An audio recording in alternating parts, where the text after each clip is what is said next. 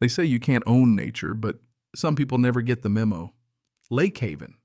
My grandfather's lake, the one he spent his whole life protecting, got a shiny new name, a floating restaurant, and the threat of 60 vacation cabins, all thanks to Clarice Vaughn.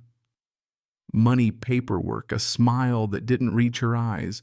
She thought that's all it took to erase a lifetime, to bulldoze history and call it progress. She had no clue what she was up against, or what this place is capable of when it finally says enough. Yeah, I've seen people go too far thinking nobody would push back. Maybe you have too. Tell me down in the comments. I'm Roy Callan. Spent 15 years managing this lake's dam before early retirement. Thought I knew Lake Haven better than my own kitchen. Thought retirement meant fishing peace, maybe some bourbon on the porch. Should have known better. When money shows up, peace leaves in a hurry. It all started on a Tuesday morning that should have been normal, just me, my tackle box and the water still wrapped in that early mist. I rounded the bend, and there it was, construction signs, big glossy ones like they were advertising Disneyland. Lake Haven Luxury Estates, 60 cabins, a marina, an event center, pristine shoreline about to get the full circus treatment. I stormed right to the HOA office, really just a garage with a desk and a lot of attitude.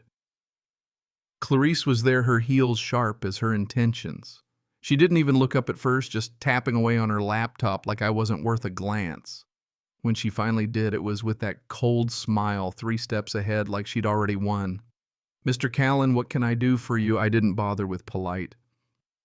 "You can explain what the hell 60 cabins are doing on my family's lake." I wish I could tell you I kept it cool, but come on, who wouldn't be mad? Her smile just got scarier. She pulled out a folder, all the paperwork lined up like soldiers, and started in about her crown jewel, my lake. She'd spent 6 months secretly buying up the shoreline under fake company names, shell corporations hiding the whole plan. While I thought I was living in a peaceful community, she was playing chess, and I was still learning checkers. She slid a business card over Vaughn Development Group. All perfectly legal, every law followed, planning board approved unanimously. That's when my stomach went cold. This wasn't some wild dream, she was already halfway there. Walking back to my cabin, the lake looked different. Or maybe I did. Seeing the end of something you love has a way of changing you. Thought about giving up. But my grandfather's voice wouldn't let me. Some things are worth fighting for, even if you lose. So I went to my old dam control station keys still in my pocket. 15 years of maps and notes covered in dust, all that knowledge still right where I left it. This lake was complicated, underground channels, natural pressure secrets only the stubborn ever learn. Clarice might have bought deeds, but she didn't own the soul of the place. And she sure didn't know who she was messing with. 3 days later, she started in on me. HOA violation notice typed official, probably cost more than my truck. Improper waterfront maintenance. $500 fine dock. Didn't meet their aesthetic standards. That dock had stood since 1962, but suddenly it wasn't pretty enough. I realized then she wasn't trying to make me follow rules. She wanted me gone. Neighbors started acting strange, like I'd grown horns overnight. Found out later she'd been spreading lies, telling folks I'd been fired for safety violations, painting me as some reckless lunatic.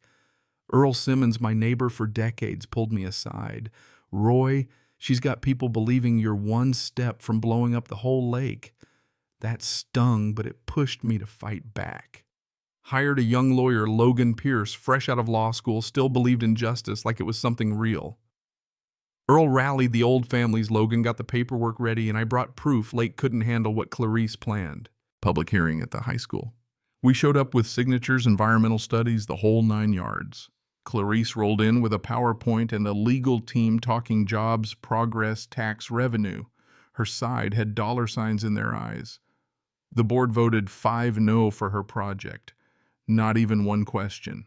Her heels clicked out of the room like a countdown to the end of my world. That night I stopped trying to play by her rules. I copied water pressure logs, dusted off old equipment, and visited a piece of the lake. Most folks don't know exists an old water regulation system in the woods. Earl tagged along, half curious, half making sure I wasn't losing my mind. "Promise me you're not flooding the place over a grudge," he said. I just grinned. "No, just letting the lake remember how it's supposed to breathe." I adjusted the valves. Nothing dramatic, just restored the old flows. The next morning, construction sites were filling with groundwater. Sunny day, no rain, but the earth wouldn't cooperate. Clarice showed up in her Mercedes, yelling at workers as if she could bully geology. Pumps engineers, bigger equipment didn't matter. The ground kept fighting back. Her plans had disrupted natural springs, and now the lake was having its say. But Clarice didn't quit. She doubled down. Threw more money at the problem, staged a grand opening on her floating platform, invited press and investors like she could sell everyone on her dream. Locals organized a boat protest, just a handful of us circling her celebration in old fishing boats. News crews filmed the standoff, but nobody saw the storm clouds building. The storm hit hard, just as I'd predicted. I did what I always did as dam manager, opened the gates according to protocol. Nothing illegal, just following the same safety playbook I'd used for years. Rain poured, floodgates opened, and with blocked drainage from all that construction, the water rose fast. Clarice's floating event turned into a slapstick disaster. VIPs in suits slipped through the mud tablecloths, floated like surrender flags. The mayor's wife ended up in a puddle, and Clarice Mascara, running heels, stuck barking orders nobody could follow. For once, the lake roared louder than any of us. The fallout came quick. Security cameras pointed at my house lawsuit delivered to my door. She accused me of willful property damage, reckless endangerment. The security footage made me look guilty, edited to hell and back, no context, just shots of me at the dam during the storm. Logan dug deep and found gold, my old reports filed years back warning exactly about these risks.